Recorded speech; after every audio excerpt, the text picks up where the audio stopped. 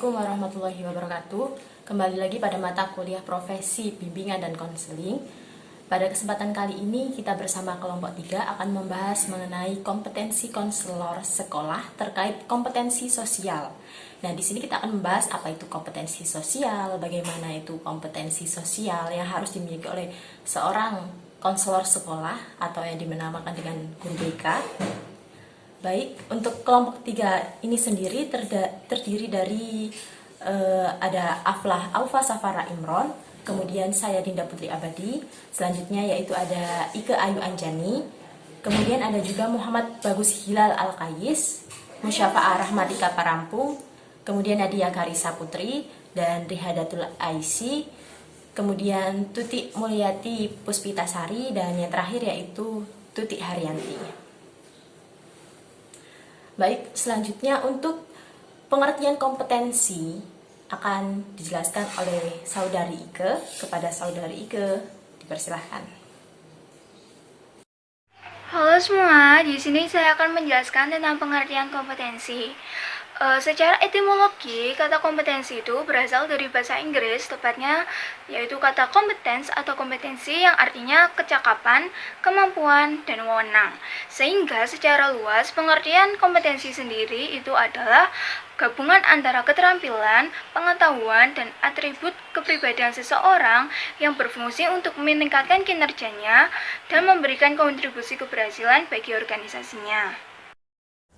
Pengertian kompetensi secara umum adalah suatu kemampuan atau kecakapan yang dimiliki oleh seseorang dalam melaksanakan suatu pekerjaan atau tugas di bidang tertentu sesuai dengan jabatan yang disandangnya. Kompetensi sosial adalah kemampuan guru dalam berinteraksi dan berkomunikasi secara efektif dengan lingkungan sekolah maupun di luar lingkungan sekolah. Selanjutnya, kompetensi sosial yang dimiliki oleh guru. Yang pertama, berkomunikasi secara lisan, tulisan, dan isyarat. Yang kedua, menggunakan teknologi komunikasi dan informasi secara fungsional. Yang ketiga, bergaul secara efektif dengan peserta didik, sesama pendidik, tenaga kependidikan, dan orang tua atau wali peserta didik. Yang keempat, bergaul secara santun dengan masyarakat sekitar. Kompetensi sosial konselor pendidikan.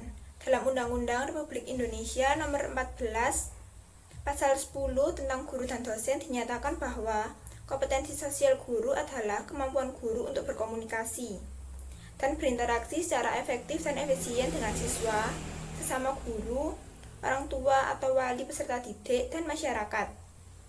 Pakar psikologi pendidikan Garner 1983 menyebutkan kompetensi sosial itu sebagai kecerdasan sosial.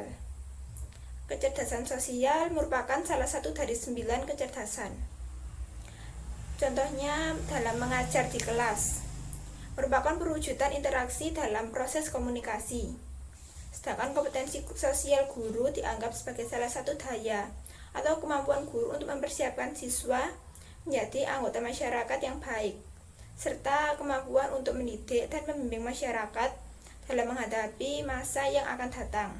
Selain itu, guru dapat mempersiapkan atau menciptakan kondisi belajar yang nyaman. Di sini saya Puput, saya akan menjelaskan tentang penjabaran kompetensi sosial. Kompetensi sosial yang pertama yaitu mengimplementasikan kolaborasi intern di tempat bekerja. Mengkolaborasikan intern di tempat bekerja ini seperti mengkomunikasikan dasar tujuan kegiatan pelayanan bimbingan konseling kepada pihak lain di tempat bekerja, bekerja sama dengan pihak-pihak lain di tempat bekerja, dan mengkomunikasikan dasar tujuan dan kegiatan pelayanan bimbingan konseling kepada pihak lain di tempat bekerja. Gunanya apa sih kita mengkomunikasikan tujuan dasar dan tujuan kegiatan ini supaya terjadinya komunikasi dan tidak terjadinya miscommunication dengan pihak-pihak lain. Jika ada miscommunication, bahayanya adalah tidak tercapainya tujuan dengan baik. Yang kedua yaitu berperan dalam organisasi dan kegiatan profesi bimbingan dan konseling. Ini adalah memahami dasar dan tujuan organisasi profesi bimbingan konseling untuk pengembangan diri dan profesi, mentaati kode etik profesi bimbingan dan konseling, Aktif dalam organisasi profesi BK untuk pengembangan diri dan profesi. Maksudnya, kita itu harus memahami kita sebagai konselor itu bagaimana, kode etiknya bagaimana. Jika kita sudah memahami hal-hal tersebut, maka kita akan mengembangkan diri kita ke hal yang lebih baik. Dimensi kompetensi sosial. Di sini ada 3. Yang pertama yaitu bekerja sama dengan pihak lain untuk kepentingan sekolah atau madrasah. Ya, agar partisipasi masyarakat ini dapat ditingkatkan, maka selayaknya lembaga pendidikan itu melakukan hubungan-hubungan sosial. Baik di sini hubungan itu antara tokoh masyarakat atau mereka yang pada posisi grassroots. Berpartisipasi dalam kegiatan sosial kemasyarakatan. Partisipasi masyarakat merupakan keikutsertaan masyarakat dalam proses pengidentifikasian masalah dan potensi yang ada di masyarakat. Pemilihan dan pengambilan keputusan tentang alternatif solusi untuk menangani masalah, pelaksanaan upaya mengatasi masalah, dan keterlibatan masyarakat dalam proses mengevaluasi perubahan yang terjadi. Di sini saya akan menjelaskan tentang penjabaran kompetensi sosial. Kompetensi sosial yang pertama yaitu mengimplementasikan kolaborasi intern di tempat bekerja. Mengkolaborasikan intern di tempat bekerja ini seperti mengkomunikasikan dasar tujuan kegiatan pelayanan bimbingan konseling kepada pihak lain di tempat bekerja, bekerja sama dengan pihak-pihak lain di tempat bekerja, dan mengkomunikasikan dasar tujuan dan kegiatan pelayanan bimbingan konseling kepada pihak lain di tempat bekerja. Gunanya apa sih kita mengkomunikasikan tujuan, dasar dan tujuan kegiatan ini supaya terjadinya komunikasi dan tidak terjadinya miscommunication dengan pihak-pihak lain. Jika ada miscommunication, bahayanya adalah tidak tercapainya tujuan dengan baik. Yang kedua yaitu berperan dalam organisasi dan kegiatan profesi bimbingan dan konseling. Ini adalah memahami dasar dan tujuan organisasi profesi bimbingan konseling untuk pengembangan diri dan profesi, mentaati kode etik profesi bimbingan dan konseling, aktif dalam organisasi profesi BK untuk pengembangan diri dan profesi. Maksudnya, kita itu harus memahami kita sebagai konselor itu bagaimana, kode etiknya bagaimana. Jika kita sudah memahami hal-hal tersebut, maka kita akan mengembangkan diri kita ke hal yang lebih baik. Yang ketiga, Ruang lingkup kompetensi sosial yang berkaitan dengan kompetensi sosial guru. Sanusi mengungkapkan bahwa kompetensi sosial mencakup kemampuan untuk menyesuaikan diri kepada tuntunan kerja dan lingkungan sekitar pada waktu membawakan tugasnya sebagai guru. Menurut Peraturan Menteri Pendidikan Nomor 16 Tahun 2007, di sini guru harus memiliki 5 kompetensi sosial. Oke, kita calon-calon guru harus memiliki setidaknya 5 kompetensi sosial. Yang pertama yaitu terampil berkomunikasi dengan peserta didik dan orang tua peserta didik. Yang kedua, bersifat simpatis.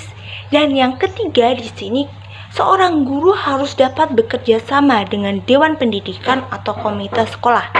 Yang keempat adalah seorang guru harus pandai bergaul dengan kawan sekerja atau semitra pendidikan. Yang kelima atau yang terakhir dari kompetensi sosial menurut Permendiknas ini adalah memahami dunia sekitarnya atau lingkungannya. Baik, pada slide ke-14 ini, bersama saya Dinda Putri Abadi akan menjelaskan tentang pentingnya kompetensi sosial. Mengapa ya kompetensi sosial itu penting dimiliki oleh seorang konselor sekolah atau guru BK? Nah, kita juga pernah menonton film Dilan. Pernah kan kalian menonton film Dilan? Di situ ada suatu adegan yang dimana Dilan mengatakan bahwa guru itu digugu dan ditiru. Nah, apakah kalian sudah paham mengenai apa sih yang dimaksud dengan digugu dan ditiru itu? Nah, digugu itu artinya pesan-pesan yang disampaikan oleh guru itu dilaksanakan dalam kehidupan sehari-hari seorang peserta didik. Digugu itu maksudnya pesan-pesan yang disampaikan guru itu bisa dipercaya dan dilaksanakan pada pola hidup seorang peserta didik. Sedangkan ditiru itu berarti setiap apa yang dilakukan oleh seorang pendidik itu dilakukan juga oleh seorang peserta didik. Jadi peserta didik meniru apa yang dilakukan oleh pendidiknya. Sehingga sebagai seorang konselor sekolah yang baik, seorang konselor harus memiliki kompetensi sosial di mana dirinya itu memiliki karakter yang baik agar nantinya peserta didik yang menirunya itu juga akan memiliki karakter yang baik pula. Nah, dalam menjalani kehidupannya, seorang guru di sini dijadikan sebagai panutan, dijadikan sebagai teladan bagi peserta didiknya. Sehingga seorang guru harus memiliki karakter yang baik, harus memiliki kepribadian yang baik pula. Dalam menjalani kehidupan, guru dijadikan sebagai panutan serta sebagai tokoh untuk peserta didik untuk menjalani kehidupannya. Guru juga dijadikan sebagai teladan bagi lingkungan sekitarnya. Di sini menurut Imam Al-Ghazali, guru mengemban dua misi sekaligus. Apa saja? Yaitu misi keagamaan dan sosiopolitik. Nah, untuk keagamaan di sini, guru itu memberikan ilmu pengetahuan yang mereka memiliki pada orang lain. Untuk misi keagamaan sendiri, mengapa guru memiliki misi keagamaan itu?